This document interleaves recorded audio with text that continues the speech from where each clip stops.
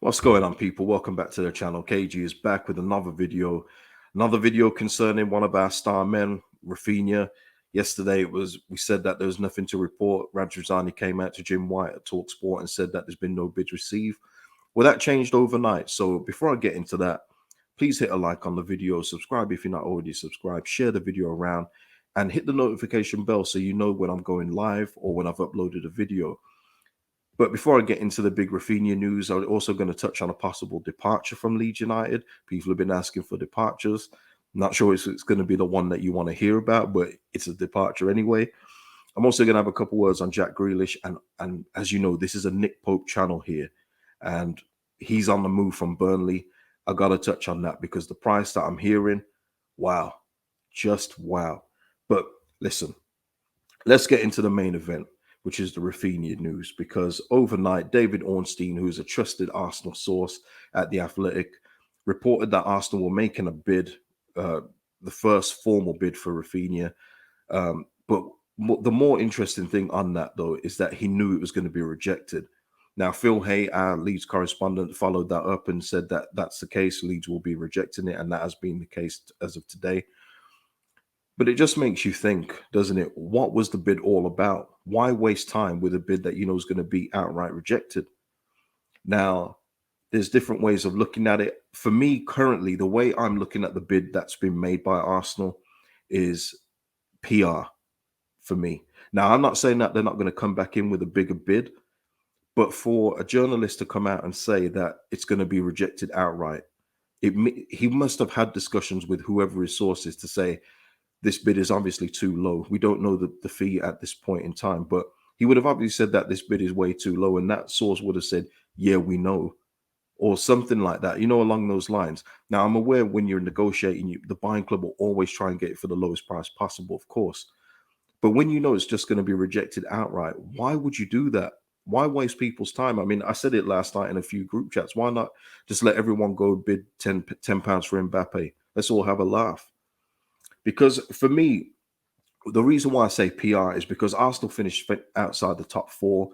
They've got a very loud vocal fan base, as everyone knows, and it looks good, doesn't it? That we put in a bid for Raphinha, but oh well, it was rejected. But you've got to make at least a good effort, a concerted effort to make a bid feasible for the club, for the selling club to consider. Now, for this bid to be rejected outright means that it was a very poor offer in the first place.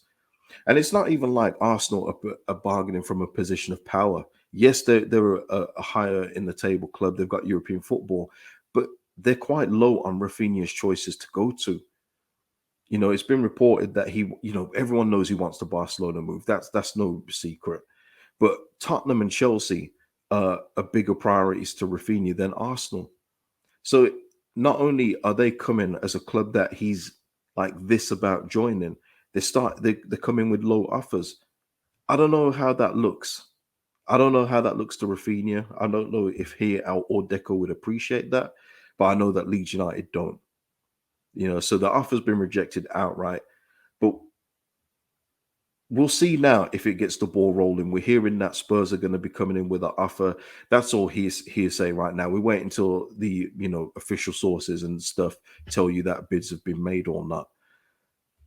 But it's just a waste of time, wasn't it? What is the point of putting in an offer that's just going to be rejected outright? It would be like if Phil Hay comes out with a story saying that we've bid 10 million for Sander Berg. I mean, does that make any sense? We know that Sheffield United wouldn't sell for 10 million, but does that appease a fan base? It doesn't appease me. It just shows me that you've just tried a PR move and lowballed the club just to say that you tried to get the player. So I'm not quite sure what Arsenal are playing at with that strategy. We'll see if they come back in again. But for me, Arsenal are very low on Raphinha's priority list. I'm sure he would prefer to go there. Somebody said in my comments yesterday, and it was a great point, it must be better playing for a team that's challenging in and around the top six rather than a relegation candidate. And I fully take that on board. But you can tell, and the reports I'm reading from reputable sources tell you that Raphinha does want Champions League football. So we'll see where we go with that and what comes next. But it's just funny how there was no bid yesterday, and then all of a sudden, late last night, you get one from an Arsenal source. Now, whether that bid is real or not, that's another thing as well. Because although Ornstein does get a lot of exclusive from Arsenal, they also use journalists as well for PR purposes, and that happened as well with Vlahovic in January when everyone thought they were going for Vlahovic. Vlahovic even came out this month and said he had no awareness of Arsenal making a bid for him.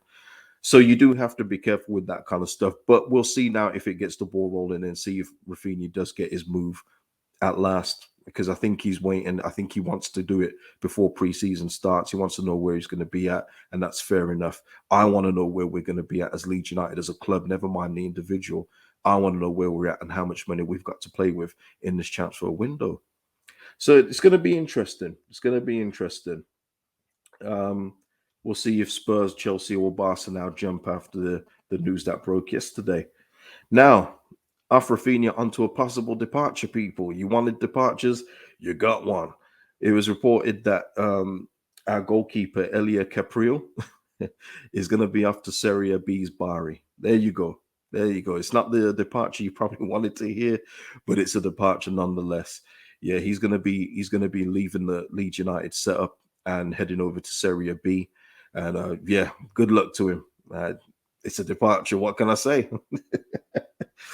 I don't control these things. I can only give you what's been reported. And yeah, and just on a like a couple of non-Leeds notes. Although I guess some people would say the Nick Pope one, they would have loved Nick Pope to come, but we'll get onto that in a minute. But the whole Jack Grealish thing, in terms of him, the headlines that this guy's getting for coming out of a club drunk at 4 a.m. and things like that. I mean, I've been on here before. I'm a Jack Grealish defender. Let the guy live. It's off season. He's finished the season. No matter what you want to say about how his season went, he's won a league. He's just enjoying his time off in the off season. Yes, he's not training hard yet, but he will do. He will do. He knows he's going to have to under Pep Guardiola. He's just letting off a bit of steam. It's no different than anybody else, but because he's a footballer, because it's Jack Grealish, I think he's getting unnecessary stick. And you see him, they can't wait for it. The papers, certain journalists, they can't wait to just beat on him for any reason. But yet in the next instant, when England play some pedestrian, snail, boring football, they'll be calling for Jack Grealish to start. Like, it's the rise and fall of a superstar. People love it. But for me, Jack Grealish, keep doing your thing, man. And as long as he's not hurting anybody, let the guy live. Just let the guy live. Now, the last one that I want to talk about on this video is Nick Pope. Everyone who's been a subscriber of this channel for a long time know how highly I rate this guy. I believe in everything in my being that he's a top 5 goalkeeper in this league. And I'm probably being generous with the 5 because I think he's probably higher.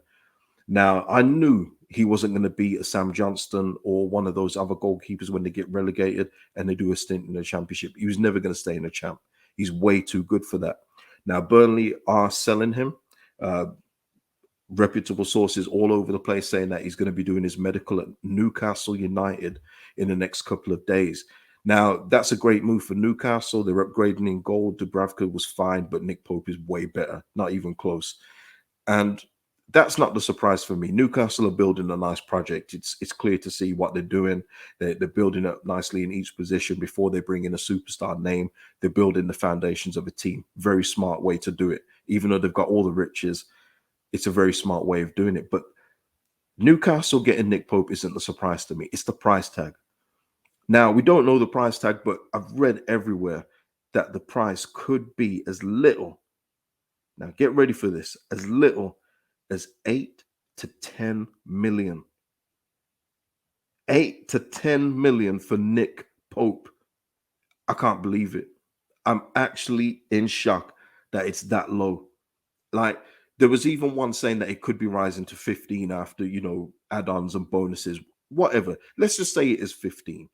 That is still dirt cheap for a goalkeeper of his caliber and quality. £15 million for Nick Pope. He's just 30 years old. In goalkeeper years, he's still got probably another good 8-9 years left in him, at least, if he looks after himself, which I'm sure he does. That is an amazing price. If it is 8 to 10, wow. Now, there was always that question posed to me on a much earlier video. Would you take Nick Pope over Meslier? And of course, if you got the chance to sign Nick Pope, he'd be your number one. He would. He's better than Meslier. But I think obviously the club trusts Meslier. I still trust Meslier. I want to make that clear. But if you was giving me Nick Pope, he undoubtedly becomes your number one. Now that just for 8 to 10 million, I just couldn't believe it when I read it. I had to search a few places. I thought, now surely this site's trolling, but it's on very, very official sources that it could be that price. Amazing stuff by Newcastle if they get that done. And this is what I'm saying, that Newcastle, I said it in a few videos ago, but they recruited Dan Ashworth, who was the technical director at Brighton. He's a wizard in getting in players and a good negotiator. And he's already started with something like that with Nick Pope. So yeah, Newcastle are going to be someone to look out for in the coming seasons, quite clearly. You know, the money's obviously good, but you know, that's shrewd business. You know, amazing. Amazing. Just have to say that. So yeah, Sir Nick Pope is going to be back in the Prem as he should be and doing his thing. But yeah, listen, people, I'm going to leave it there. And if there's anything significant later, of course, I'll come back and update or give my thoughts on the situation. But yeah, give me your thoughts on the whole Raphinha thing. Do you agree with the kind of thing I'm saying in terms of Arsenal using that bid as PR? Do you think it was even serious by them? Uh, give me your thoughts on our departure of Ilya Caprio, if you really want to. And yeah, and just any other thing that I've discussed in the video or anything else that's on your mind, leave it in the comments below. You know me, I always read them and I'm always looking forward to, you know, responding to any ones that are of substance. I always do that for you guys. So yeah, on that note, peace out, people, and I'll see you in the next one.